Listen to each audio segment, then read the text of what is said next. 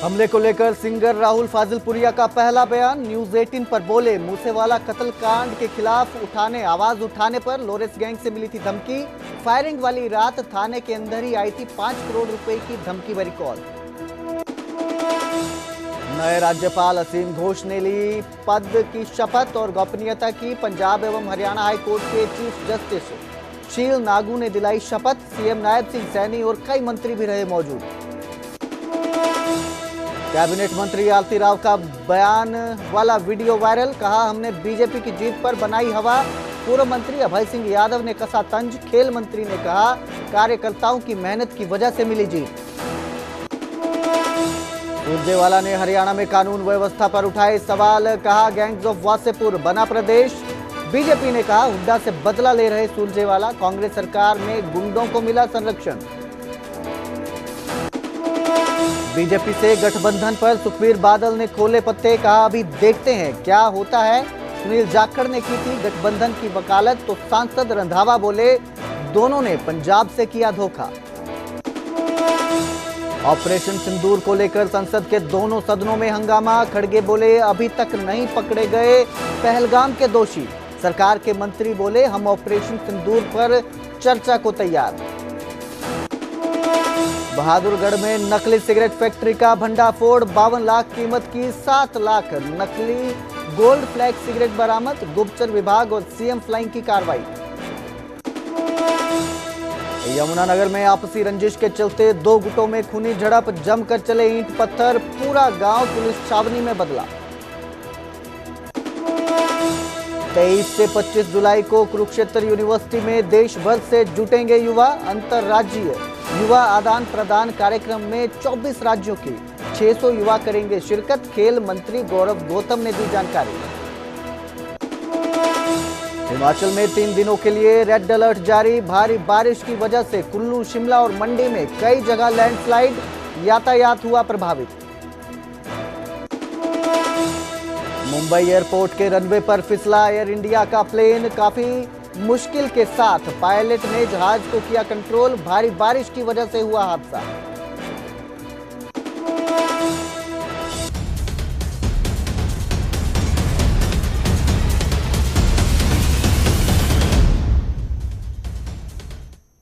नमस्कार, स्वागत है न्यूज 18 पंजाब हरियाणा में। मैं आपके साथ कुलदीप भारद्वाज। बुलेटिन की शुरुआत करेंगे सिंगर राहुल फाजिलपुरिया पर हुई फायरिंग मामले से, जिस पे फायरिंग के बाद सिंगर राहुल फाजिलपुरिया ने न्यूज 18 से एक्सक्लूसिव बातचीत की, जिसमें उन्होंने कई चौंकाने वाले खुलासे किए।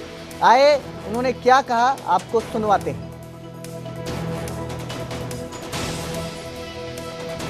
तो फाजिलपुरिया पर हमले के बाद वो सामने आए हैं। उन्होंने पहली बार न्यूज 18 से बात की और कहा कि सिद्धू मूसेवाला हत्याकांड के खिलाफ उन्होंने आवाज उठाई थी, इस वजह से उन्हें धमकियां मिली। जिसके बाद से ये उन्होंने साथ ही ये भी बताया,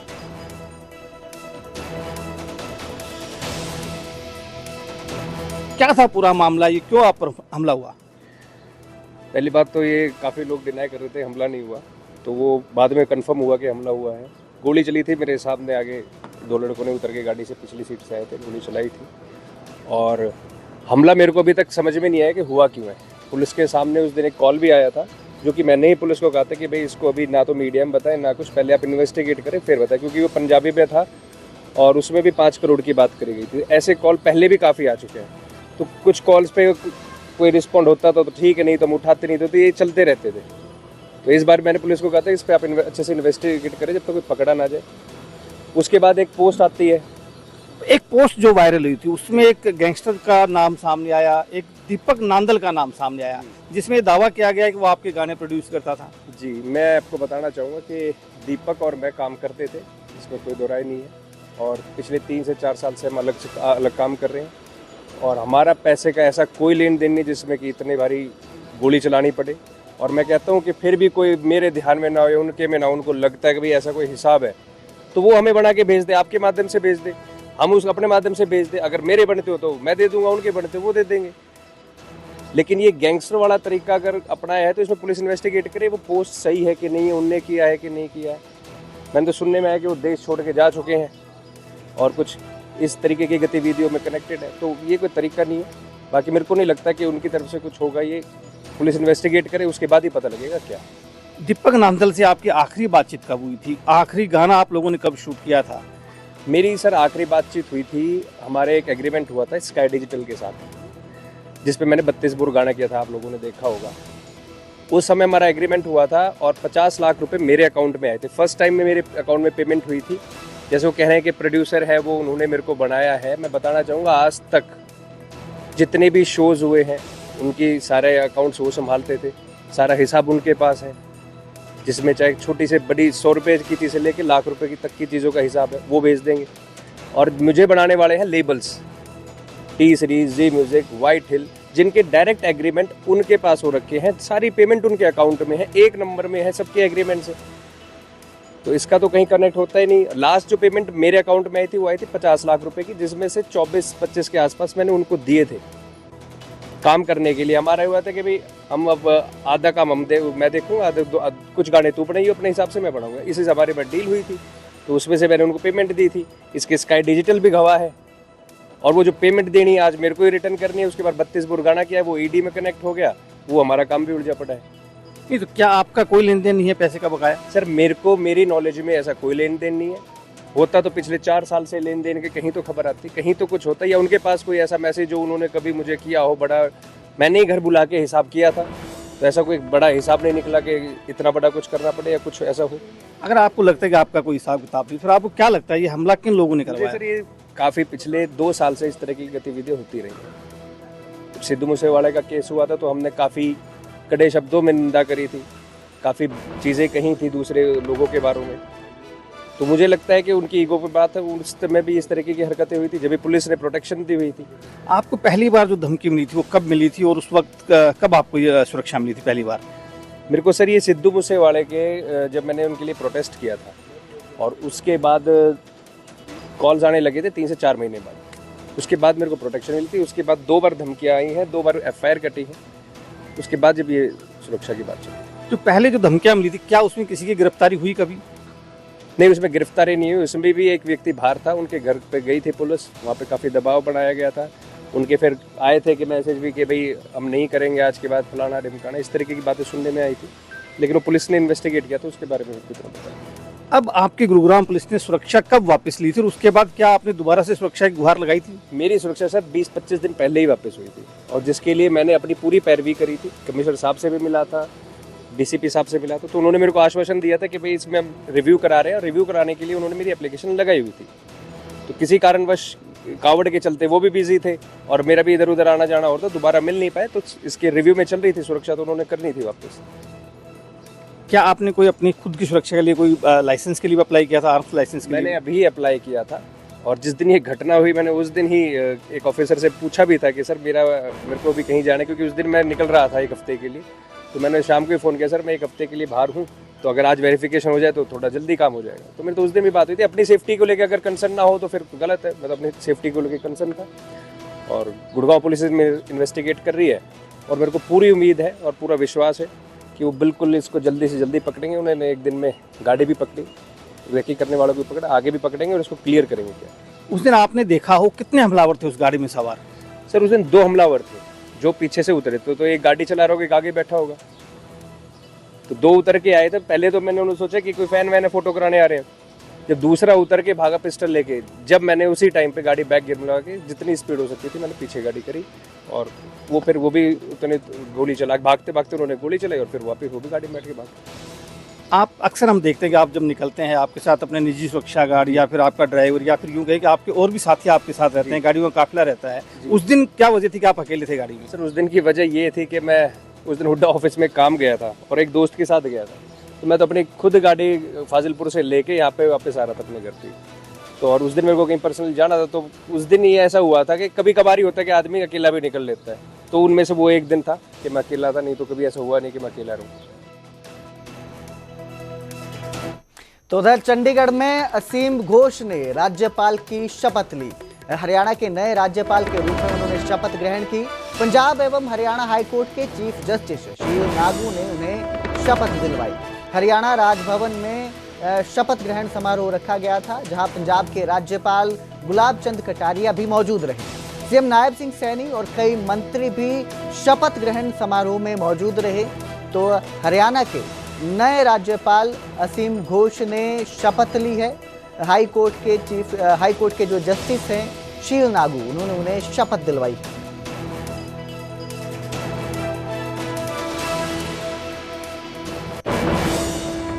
I, Ashim Kumar Ghosh, do swear in the name of God that I, Ashim Kumar Ghosh will faithfully execute the office of Governor of Haryana and will, to the best of my ability, preserve, protect and defend the Constitution and the law, and that I, Ashim Kumar Ghosh will devote myself to the service and well-being of the people of Haryana.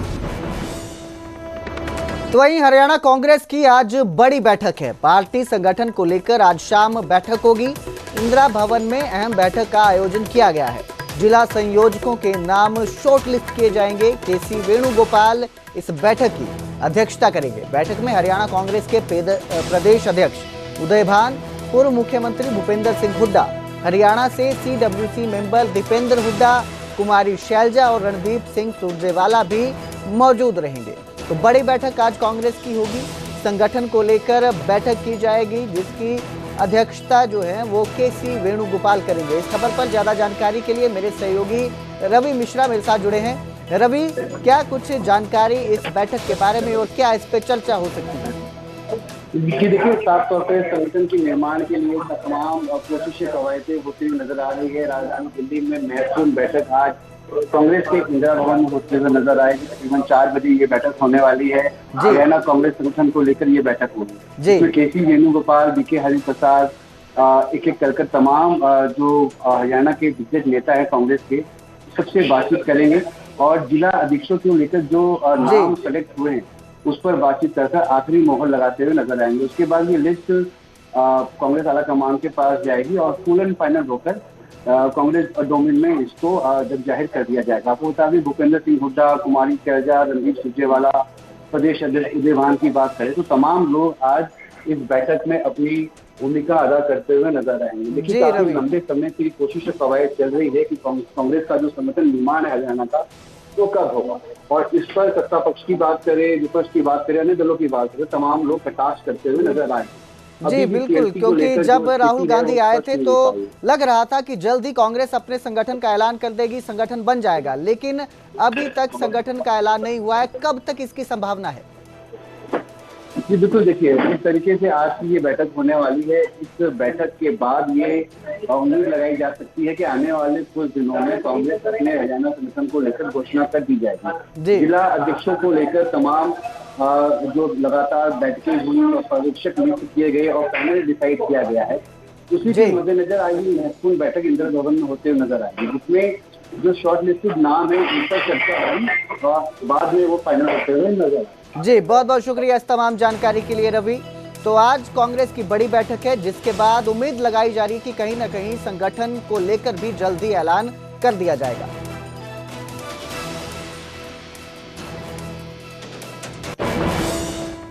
तो उधर केंद्रीय मंत्री आरती राव का एक बयान social media में viral हो रहा है, जिस पर पार्टी के अंदर ही बयानबाजी शुरू हो गई है। वायरल वीडियो में कैबिनेट मंत्री आरती राव ये कहती हुई दिख रही हैं कि उन्होंने प्रदेश में भाजपा की सरकार बनाई। अपने बयान में उन्होंने कहा कि किसी ने नहीं सोचा था कि प्रदेश में 3 बार लगातार बीजेपी की सरकार बनेगी। उन्होंने सोचा था और उन्होंने प्रदेश में बीजेपी की हवा बनाई, और जब उन्होंने बीजेपी की हवा बनाई तो प्रदेश में तीसरी बार बीजेपी की भाजपा की सरकार बनी। सुनिए मंत्री आरती राव ने क्या कहा।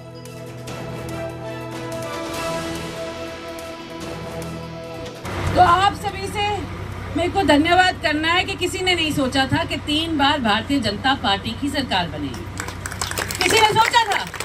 हमने सोचा था, हमने हवा बनाई, हमने कर दिखाया और भारतीय जनता पार्टी की सरकार तीसरी बार लगातार बनी है आप सभी की बदौलत। उसके लिए बहुत बहुत बहुत धन्यवाद।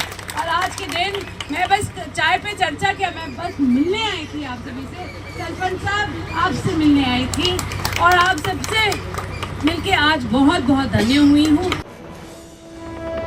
तो कैबिनेट मंत्री आरती राव के बयान पर पार्टी के अंदर ही उथल पुथल मच गई है। पूर्व मंत्री अभय सिंह यादव ने सोशल नेटवर्किंग साइट एक्स पर लिखा कि गजब, अहरीवाल के 5 विधानसभा क्षेत्रों में मुख्य विपक्षी दल से मिलकर चुनाव लड़ने वाली भी पार्टी की हवा बनाने का दावा कर रहे हैं।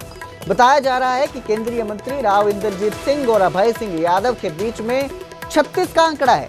ऐसे में आरती राव का बयान आते ही अभय सिंह ने ट्वीट कर उन पर निशाना साधा है।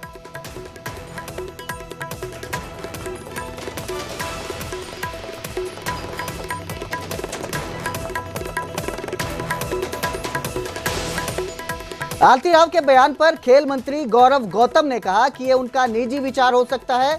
वैसे बीजेपी को सत्ता में लाने के लिए हर पार्टी कार्यकर्ता ने कड़ी मेहनत की और नायब सिंह सैनी की अगुवाई में पार्टी ने जीत हासिल की है।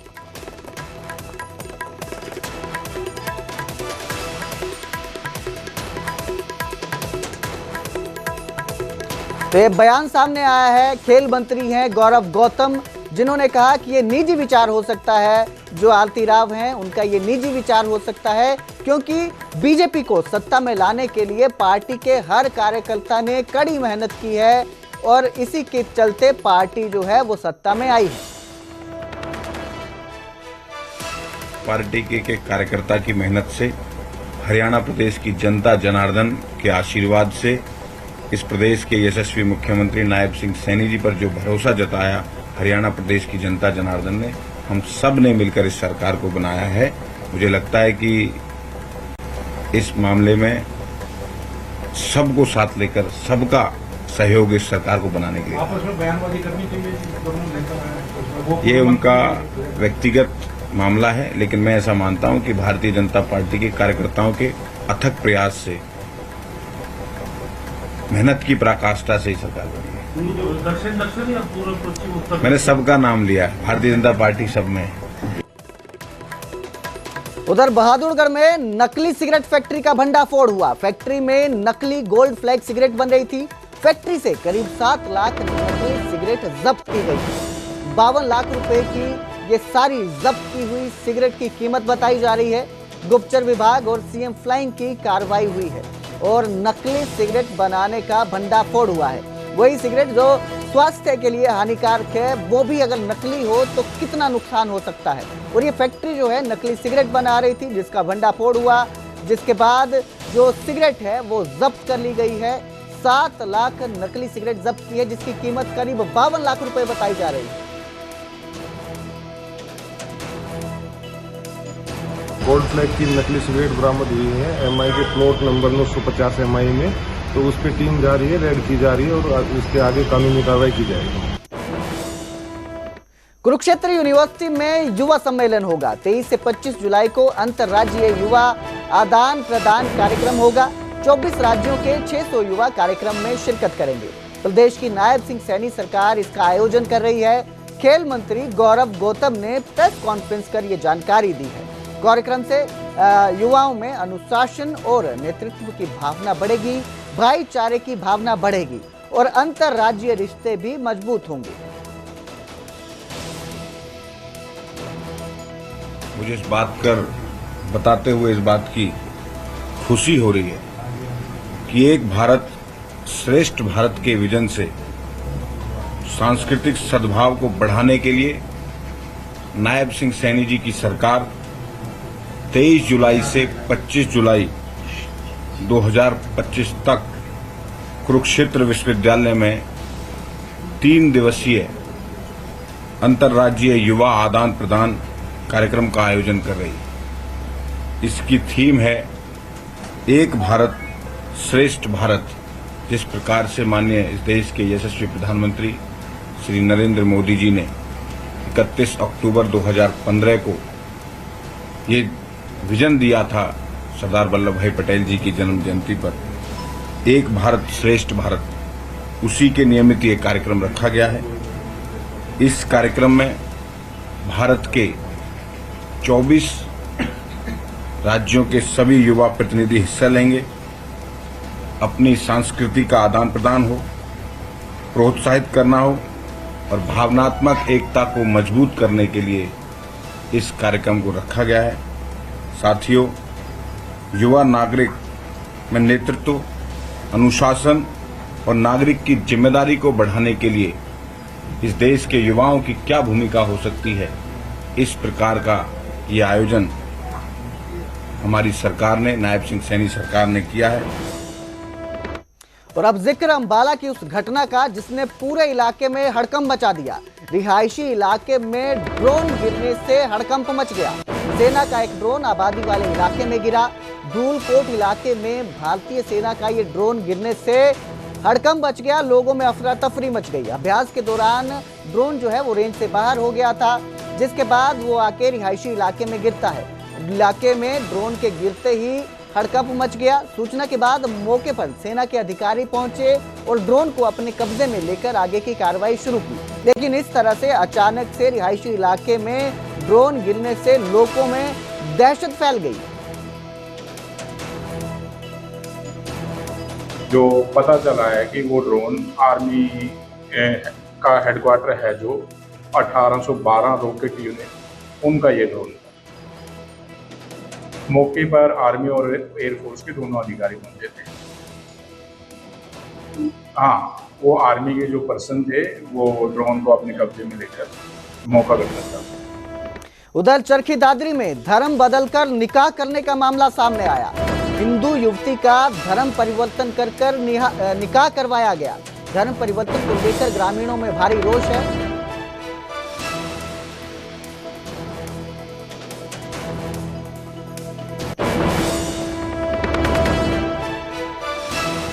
बड़ी खबर आ रही है इस वक्त की। बर्खास्त कांस्टेबल अमनदीप कौर को हाईकोर्ट से झटका लगा है। हाईकोर्ट ने अमनदीप कौर की जमानत याचिका खारिज कर दी है। आय से अधिक संपत्ति मामले में विजिलेंस ने एफआईआर दर्ज हुई थी, तो बड़ा झटका लगा है। अमनदीप कौर की जमानत याचिका खारिज हो गई है। हाईकोर्ट ने उनकी जमानत याचिका खारिज की है। आय से अधिक संपत्ति मामले में विजिलेंस ने एफआईआर दर्ज की थी, जिसके बाद अमनदीप कौर जो है बर्खास्त कांस्टेबल, उन्होंने हाई कोर्ट में जमानत याचिका दर्ज करवाई थी, जो खारिज हो चुकी है। तो बड़ी खबर आ रही है इस वक्त की, आपको दे रहे हैं। अमनदीप कौर बर्खास्त कांस्टेबल जिसे हाई कोर्ट से झटका मिला है, उनकी जमानत याचिका खारिज कर दी गई है। अमनदीप कौर ने आय से अधिक संपत्ति मामले में उन पर विजिलेंस की ओर से जो है एफआईआर दर्ज हुई थी, जिसके बाद वो जमानत के लिए उन्होंने हाई कोर्ट का दरवाजा खटखटाया था, लेकिन उनकी याचिका को खारिज कर दिया गया है। इस खबर पर ज्यादा जानकारी के लिए मेरे सहयोगी उमेश शर्मा मेरे साथ जुड़े हैं। उमेश, क्या अपडेट इस खबर के बारे में? देखिए, बठिंडा नशा तस्करी मामले से चर्चा में आई थी बर्खास्त कांस्टेबल अमनदीप कौर, और काफी हाई प्रोफाइल मामला था। इसके बाद से अमनदीप कौर के खिलाफ जब विजिलेंस ने आय से अधिक मामले में एफआईआर दर्ज की और संपत्ति को फ्रीज किया था करोड़ों रुपए की, उसके बाद से अमनदीप कौर ने पंजाब हरियाणा हाई कोर्ट का रुख किया, अपनी जमानत याचिका दाखिल की, लेकिन हाई कोर्ट से झटका मिला है, राहत नहीं मिली।